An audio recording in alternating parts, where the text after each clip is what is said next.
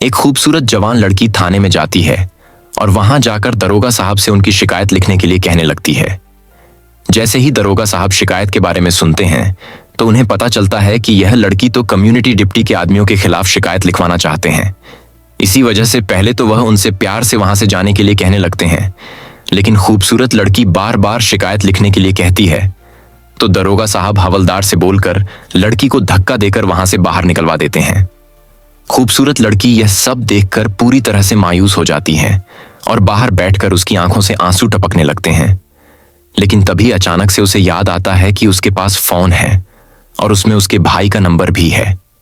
इसके बाद खूबसूरत लड़की अपनी आंखों के आंसू पोंछती है और अपने भाई को फोन मिला देती है। जैसे ही बेटे को यह पता चलता है कि उसकी बहन को धक्के देकर थाने से बाहर निकाल दिया गया है और उसकी शिकायत नहीं लिखी गई है, तो वह फौरन एसपी साहब को फोन लगाता है और उन्हें थाने पर आने के लिए कहता है।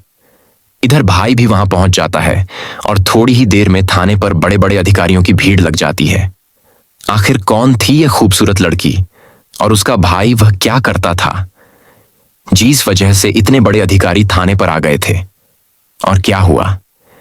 इसके बाद पूरी सच्चाई जानने के लिए वीडियो को अंत तक जरूर देखें। बिहार के एक छोटे से गांव में एक परिवार रहता था। परिवार में माता पिता और उनका एक बेटा था। माता पिता अपने बेटे को पाकर बहुत खुश थे क्योंकि उनकी शादी को कई साल हो चुके थे और काफी समय बाद उन्हें यह संतान प्राप्त हुई थी। वे इस खुशी को मना ही रहे थे कि अचानक बच्चे के पिता की एक बीमारी के चलते मृत्यु हो जाती है।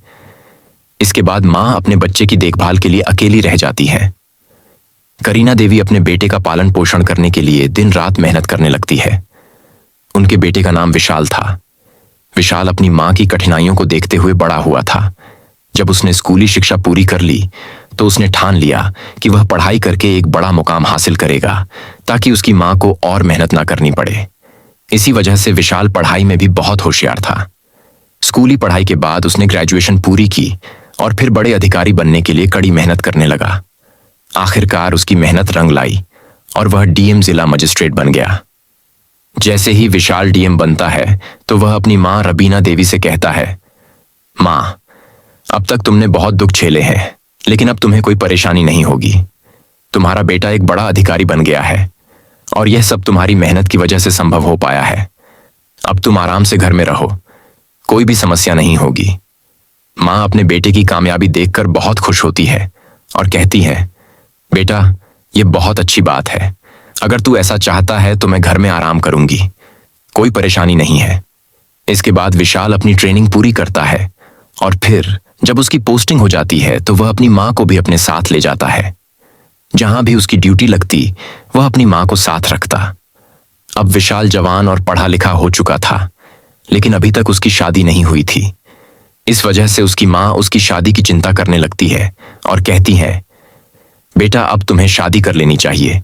तुम्हारी उम्र बढ़ती जा रही है और ज्यादा देर हो जाएगी तो फिर कोई भी तुम्हें अपनी लड़की नहीं देगा। यह सुनकर विशाल मुस्कुराता है और कहता है, हाँ मां, तुम सही कह रही हो। मुझे अब शादी कर लेनी चाहिए। मेरे लिए कोई अच्छी लड़की ढूंढ दो, फिर मैं इससे शादी कर लूंगा। वह हमारे घर को भी अच्छे से संभाल लेगी और तुम्हें भी आराम मिल जाएगा। मां इस पर खुश होकर कहती हैं, बेटा, हाँ, यही मैं कह रही थी, तो तू ही अपने लिए कोई अच्छी लड़की ढूंढ ले। लेकिन तभी विशाल कहता है, नहीं मां, अपने लिए लड़की मैं नहीं ढूंढूं। आपको ही मेरे लिए लड़की ढूंढनी होगी। जो लड़की आप मेरे लिए पसंद करेंगी मैं उसी से शादी करूंगा। मेरे जीवन पर आपका ही अधिकार है। आपने मुझे पाल पोस्ट कर और बड़ा किया है, इसलिए मैं यह फैसला खुद नहीं ले सकता। इस बात को सुनकर मां की आंखों में आंसू आ जाते हैं, क्योंकि जिस तरह से उसने अपने बच्चे को पाला था उसी तरह से वह हर मापदंड पर खरा उतर रहा था। यह सब देखकर उसकी आंखें भर आई थीं। इसके बाद बेटा अपनी ड्यूटी करता रहता है और मां उसके लिए लड़की ढूंढने लगती है। वह कई जगह अपने बेटे के लिए रिश्ते देखती है, लेकिन कोई भी लड़की उसे अपने बेटे के लिए परफेक्ट नहीं लगती। कोई लड़की अच्छी होती है तो वह सुंदर नहीं होती, और कोई सुंदर होती है तो उसमें अच्छे गुण नहीं होते।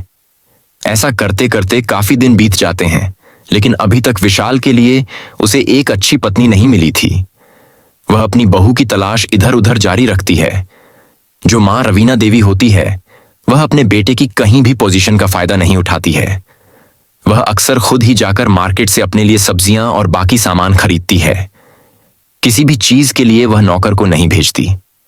एक दिन ऐसे ही रवीना देवी साधारण तरीके से बाजार जाती है और सब्जियां खरीदने लगती हैं। लेकिन तभी अचानक जब वह सब्जियां खरीद रही थी, उसी दौरान उसकी नजर एक लड़की पर पड़ती है जो शायद कॉलेज की छात्रा थी और पढ़ाई करके वहां से निकल रही थी। जैसे ही रवीना देवी उस लड़की को देखती है, उसे उस लड़की के अंदर अपनी बाह दिखाई देने लगती है। इसके बाद वह उसकी तरफ बढ़ने लगती है। वह सोचती है कि यह लड़की मेरे बेटे के लिए बहुत अच्छी रहेगी। क्यों ना मैं इससे बात करूं? अगर यह मेरे बेटे से शादी कर लेगी तो बहुत अच्छा होगा। लेकिन जैसे ही रवीना देवी उसके पास पहुंचती है, उसी दौरान लगभग 3 से 4 लड़के आकर उस लड़की को छेड़ने लगते हैं। वह लड़की उनका विरोध कर रही थी। जब रवीना देवी यह सब अपनी आंखों के सामने होता हुआ देखती है तो उनसे रहा नहीं जाता और वह उन लड़कों को धमकाने लगती है।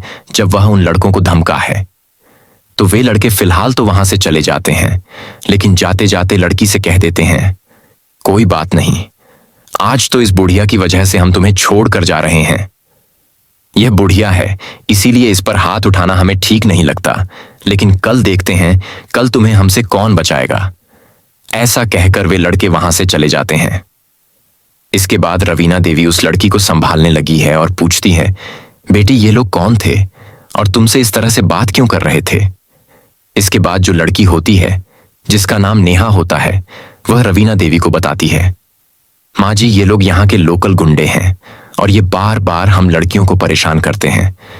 मैं अकेली नहीं हूं, ज्यादातर लड़कियों को यह कॉलेज के बाहर आकर ऐसे ही परेशान करते हैं। यह लोग कई दिनों से मेरे पीछे पड़े हुए हैं।